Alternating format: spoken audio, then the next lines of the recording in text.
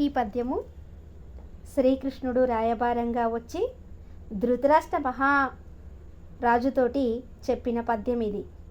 భరత కులంబు ధర్మమున్ పాడియు సత్యమున్ బొత్తున్ పెంపును గరుణయుగల్గియందు ననంగను తిగన్నది యందు సద్గుణోత్తరులరు నీవు నీయనుంగు తమ్ముడు నీ తనయుల్యశోధురంధరా శుభశీలురీ సుచరితాక్రమమిప్పుడు దప్పనేటికిన్. భరత కులంబు ధర్మమును పాడియు అంటే న్యాయాన్ని, సత్యము సత్యాన్ని, బొత్తు పెంపునున్ ఎంతో కూరిమితోటి సఖ్యతతోటి అభివృద్ధి పదంలో ఇప్పటి వరకు కూడా ఎంతో మంచి పేరుని సంపాదించింది. కరుణయు గల్గియుండు ఇంకా మంచి కరుణాత్మ హృదయులు అనేటటువంటి పేరు కూడా ఉన్నది.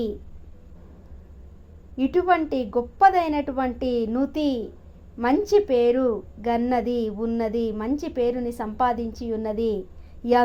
అందులో కూడా సద్గుణోత్తరులు మంచి గుణాలకు నిలవైనటువంటి వారు నీవున్నీ యనుంగు తమ్ముడు ధృతరాష్ట్ర మహారాజా, నీవు నీ తమ్ముడైనటువంటి పాండురాజు ఇద్దరూ కూడా చక్కటి సఖ్యతతోటి మంచి గుణాలతోటి ఉన్నటువంటి వారు.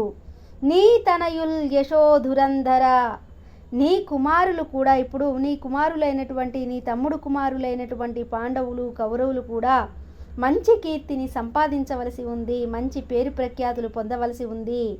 శుభశీలురు మంచి గుణాలు, శుభాన్ని కలిగించే మంచిని కలిగించేటటువంటి శీలములు గుణములు కలిగి ఉన్నటువంటి వారు. సుచరితాక్రమము ఇప్పటి వరకు కూడా ఇటువంటి మంచి పేరు నీ భరత వంశానికి మీ వంశానికి ఉంది.